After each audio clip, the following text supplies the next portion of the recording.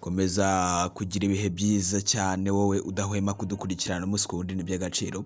Komeza uzajya udukurikirana natwe ntabwo tuzahwema kuguhereza ibintu byiza uzagenda ukunda ndetse ukanishimira. Amazina yanjye nitwa Ikwishimwe Emmanuel, naho channel yitwa Melox TV. Ikintu usabwa ni kimwe gusa, kora subscribe kuri iyi channel ubundi ukanira kukazogera kugira ngo buri kintu cyose tuzadushyira kuri iyi channel yacu uzajye ukibona mu bambere gatanu kuri gatanu. Komeza kugira ibihe byiza rero, Imana ikomeze iguhe umugisha mu byo ukora byose. Uyu munsi tugiye kugaruka ku muntu witwa Kadaf Pro, we yiyita umukamezi wakamejeje. Ni umwe mu basore b'abanyarwanda bahereza ibyishimo abanyarwanda benshi cyane kubera uburyo aseka, uburyo hateramo urwenya, uburyo avuga stories zigiye zitandukanye, ndetse akaba ari n'umwe mu basore babarizwa muri local entertainment. Arafotora, ni umucameraman, ni umuphotographer, ni umuvideographer, akora ibintu byinshi bigiye bitandukanye ariko byose bigiye bijyanye no gufotora. Benshi tumubona mw'ubu buryo, tumubona avuga mu biganiro bigiye bitandukanye, dore ko akunda gutumirwa cyane ku ma YouTube channel agiye atandukanye, akavuga amagambo agiye ashimishije, agatera urwenya bigatinda. Ariko benshi ntabwo tumuzi, ntabwo tuzi Kadaf ngo yatangiriye hehe. Twamubonye akuze, twamubonye afotora gusa. Numwe mu basore bafite amateka agiye akomeye. Kadaf Pro yigeze gucuruza imiti Nyabugogo ndetse no muri gare ya Muhanga. Kadaf Pro primaire yigeze gucikiriza ishuri yiga muri primaire. Kadaf Pro yarangije kaminuza. Kadaf Pro yigeze kujya mu Bushinwa. Kadaf Pro kuri ubu ngubu ni umwe mu bakamezi uko ajya akunda kubyita, ni umukamezi wakamajije. Rero umwe mu bakamezi bahagaze neza mu Rwanda, dore ko berutse no kugaragara muri Tour du Rwanda yabaye uyu mwaka.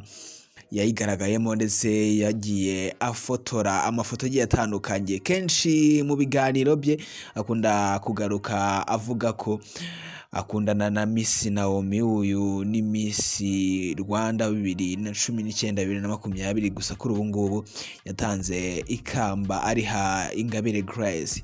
Kadaf Pro tugiye kumugarukaho bitinde. Tugiye kuvuga ku musore wigeze gucuruza imiti ivura inzoka zo mu nda, ibintu by'ibihushi, ibintu by'amaga, ndetse ni ari kubigarukaho abivuga neza cyane. Ni umusore wavukiye i Muhanga ndetse akanavuga ko yakuriye Dobandi ariko agakurira mu buzima butari bwiza, umuryango we udakize cyane. Nyuma aza kwiga primaire, ageze mu wa gatandatu primaire avamo ajya gucuruza imiti nyine nk'uko akunda kubigarukaho, ndetse ajya nabiteramo urwenya uburyo yavugaga ko acuruza imiti ku buryo yakururagamo abakiriya bikanasetsa abantu benshi cyane. Nyuma y'icyo gihe yagiye nyine gucuruza imiti ashaka amafaranga kugira ngo ajye kwiga muri secondaire. Agerageza gushaka amafaranga yo kumwishyurira mu wa mbere secondaire, ariko arangije uwa mbere segonderi, mu magambo ye bwite avuga ko byamujabutse, no kuvuga ko nyine ntabwo yakomeje kubona amafaranga yo kumwishyurira ngo arangize troncome. Haza umushinga wa Caritas uramwishyurira arangiza troncome, ariko akirangiza troncome nabwo amafaranga yongera kuba ikibazo gikomeye cyane. Biba ngombwa ko hakenera ubundi bufasha bw'umuntu wamwishyurira section cyangwa se A level. Umugabo witwa No Stress aranamushimira cyane Kadaf Pro. Mu magambo ye bwite arashimira umugabo witwa No Stress ko yaramufashije kuva hasi. Ubwo no kuvuga ku umwaka wa kane kugeza mu mwaka gatandatu, umwaka wo kwicara, nibwo yagize amahirwe yo kwiga Igishinwa, ndetse aza no kugira amahirwe yo kujya mu Bushinwa kubera ko hari abantu bari bakenewe bazi Igishinwa. Icyo gihe nyine aragenda ajya mu Bushinwa. Ageze mu Bushinwa aza kugira amahirwe yo kwigira ibintu byo gufotora, ari nabyo akora ubu ngubu, ari nabyo bimenyekanishije cyane. Nuko aje mu Rwanda nibwo na Rocky yari arimo aratangira Rocky Entertainment, ndetse yari no kugenda akora amashow agiye atandukanye mu ntara. Kadaf Pro icyo gihe nibwo yatangiye gukorana na Rock mu mashuri agiye atandukanye, atangira gukamera mu bintu bigiye bitandukanye. Rock atangira kumushakira ibiraka, agenda azamuka. Gusa nubwo avuga ibyo byose, hari n'abahanzi agenda agarukaho bamwambuye, aho bamubwiraga ngo ngwino tujyane.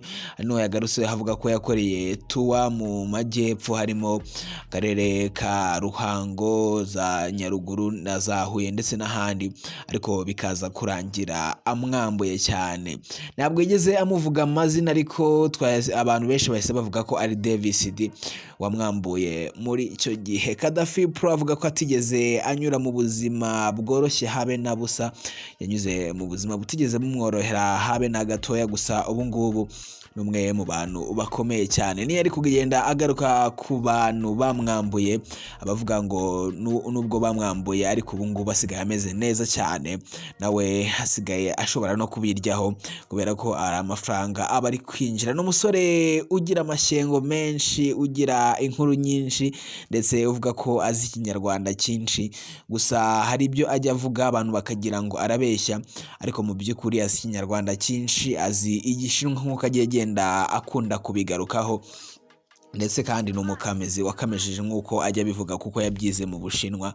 Urumva ko ni umusore kuri ubu ngubu uhagaze neza cyane. Hari igihe abantu tujya tubabona ku bitangazamakuru bigiye bitandukanye, cyangwa se barageze ku rwego rushimishije, tugatekereza ko banyuze mu nzira zoroshye, ariko nk'uyu Kadaf Pro ni urugero, nubwo tutagarutse ku bandi benshi, ariko ni urugero rwiza rw'umuntu wavuye hasi agaca mu buzima butoroshye. Yenda ntabwo twakubwiye ibyo muri famiye ye, ariko mu by'ukuri ntabwo bari bafite ubushobozi buhagije, dore ko yavuze ko kugira ngo ajye kwiga muri secondaire, umwaka wa mbere wa secondaire, ari we wari wagerageje ngo wishyurire. Mu by'ukuri tubabona bameze neza, ariko baba barahereye hasi cyane. Ngayo nguko rero ibya Kadaf Pro tubivuze mu ncamake, tuzagenda tubirambura, tugende tubabwira akantu ku kandi. Gusa ntabwo yigeze yoroherwa n'urugendo rwe habe na gatoya. N'umwe mu bakamezi bameze neza, nuko nabikubwiye nyine yagaragaye muri Tour du Rwanda yabaye uyu mwaka, aho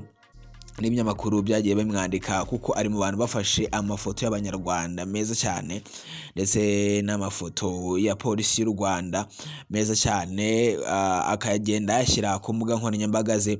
Ibinyamakuru bikaba ari naho bikura amafoto. Komeza kugira ibihe byiza rero, komeze no kugira umunsi mwiza. Twagarukaga kuri Kadaf Pro ukunda kuvuga ko akundana na Miss Naomi, umwe mu basore bagira amashyengo menshi, nawe kandi abarizwa muri Rock Entertainment. Rock Entertainment ni label ya Rock irimo abantu bagiye batandukanye, barimo abahanzi ndetse n'abandi bantu bagiye batandukanye. Ubwo umuhanzi bafite yitwa Papa Cyangwe. Mbere yo gusoza, reka mbanze nguhereze Showadero. Mu gihe cyose waba ukeneye gutumiza cyangwa kohereza ibintu hanze y'u Rwanda, ntuzigere uzuyaza kugana Frame Shipping Limited. Igihe cyose waba ushaka kohereza ibintu hanze y'u Rwanda, cyangwa se gutumiza ibintu ibyo ari byo byose hanze y'u Rwanda, ni byiza kwagana Frame Shipping Limited. Mu minsi 5 gusa, ibyo watumye hanze y'u Rwanda cyangwa se ibyo wohereje hanze y'u Rwanda biba byagezeyo. Ibyo watumye hanze y'u Rwanda cyangwa se watumije biba byakugezeho hano mu Rwanda. Icyo usabwa ni uguhamagara 0780704678, ubundi bagagusobanurira byose ku buryo mwatangira gukorana. Komeza kugira ibihe byiza cyane. Amazina yanjye nitwa Ikwishimwe Emmanuel, naho channel yitwa Melox TV. Kora subscribe ndetse kandi no kukazogera kugira ngo tubijyananemo neza. Komeza kugira ibihe byiza cyane. Imana ikomeze ikurinde.